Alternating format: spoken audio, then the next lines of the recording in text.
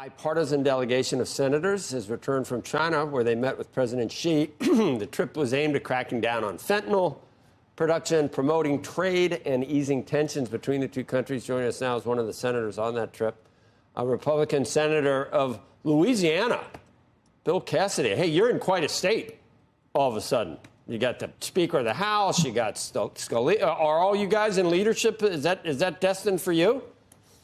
Well, I don't know if it's destined for me, but I'm glad they got it. I think that Mike Johnson's a good guy. I think he and Steve Scalise will work well together. And for the country. Of course, Louisiana's proud, but it's going to be good for the country, I think. I don't know about the Saints. Hey, the Saints did pretty well yesterday. That's right. They racked up more points than they have all season. That's right. Senator, you were also you met with Netanyahu in Israel as well. Let's start with China, because you met with Xi, and do you remember when W said he met with Putin, he looked into his soul or something? Did you look at, what was your impression of President Xi? Is this a man that we can trust and work with? And I mean, the balance of the world is sort of could be our hinge on our relationship with this man. So my impression of Xi is not just the time I met with him, but it's what I've read and what I discussed with other people in China and South Korea. He's a guy overwhelmingly concerned about the position of the Chinese Communist Party within Chinese society. He is willing to sacrifice business certainty in order to maintain that control. Now, when you speak to business guys in South Korea, they say, you know, when you go to China, you're not competing against another company. You're competing against the CCP. And whoever they decide to favor, that's who's going to win. Now, obviously, Xi has set that up. There's an uncertainty that is just permeates. We had a conversation with someone about Jack Ma, and one of my colleagues pointed out that anybody that thinks that Jack Ma was kind of jettisoned for any other reason than he took on the regime, well, there's one other person in the solar system that believes that. So, point being, that they are willing to sacrifice innovative CEOs, business certainty, the willingness of other companies to invest in China in order to maintain that security. And I think that there's nothing in my personal meeting with Mr. Xi that contradicted that. Well, if he does that to Chinese companies, I mean, there's no telling. He has no love for probably U.S. companies, and to that end, anything is possible. I don't know whether that's a person you can do business with then. Well, he wants foreign direct investment, and their economy is slowing down, both because of decreased internal consumption, but also decreased investment. But there's just an uncertainty there. Some of our companies, which have committed hundreds of millions of dollars, are now finding that they're semi-sanctioned, and they have no clue why. And that's just a chilling effect. So, again, when we met with American businessmen, they're very circumspect, but it's clear. They don't know the rules of the game, and they're not sure how to know the rules of the game. Yet China wants that foreign direct investment. Frankly, I think that's one of the reasons we got such a long, high-level meeting, and that was just one of a series of long, high-level meetings. But until they give business certainty, I'm not sure they get the FDI they want.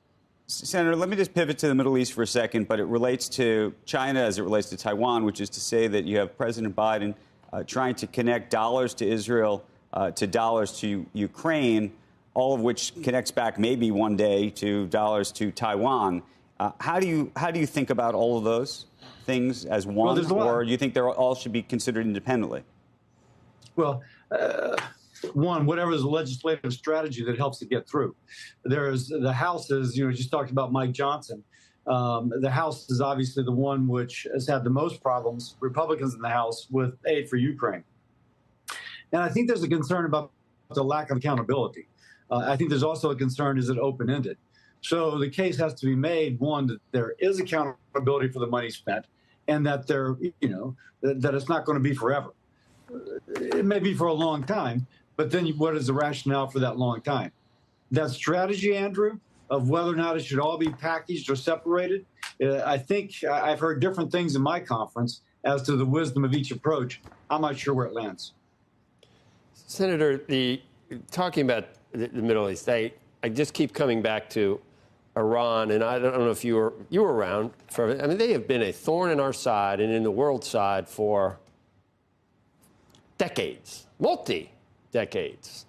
And this time, I think it might be different a little bit. I don't know if we have the tolerance to keep putting up with all the troublemaking. And if you go to the source, that's what people say. We're going to have to deal with the source of all this at some point. That's dangerous. What do you think? How are we going to do it? Can they be? Go ahead. I'm not sure how you deal with the source unless you topple the Ayatollah and the Revolutionary Guard. The Iranian people are good people. They want freedom. They want something different. It is that theocratic and kleptocratic leadership which is kind of keeping them down and directing them in a certain direction. I think one of the beauties of the Abraham Accords, it began to unite the Sunni nations with Israel as a united front against Iran, which is kind of pursuing a Shia crescent, if you will, from the Gulf to the Mediterranean. Hamas is Sunni, but they're kind of a client state of Iran. I think there's a lot of reason for Sunni nations to be concerned about that. But I'm not quite sure. I don't want to commit U.S. ground forces to Tehran. I think it's a mistake. We shouldn't do it. It's going to take steady, long, patient pressure at every pressure point in order to peacefully, at times in a hot way, but never kind of like in a hot war, confront Iran. Eventually, it'll happen. We have more resources than they, but it's going to be a while. Well, they got a lot more resources in the last couple of years, and the sanctions aren't effective now. We're trying to do that. Nuclear. I mean, we have. I don't know whether we caused what's going on, but they certainly are in a lot better position than they were a couple of years ago, and we need to figure that out somehow. I agree with that.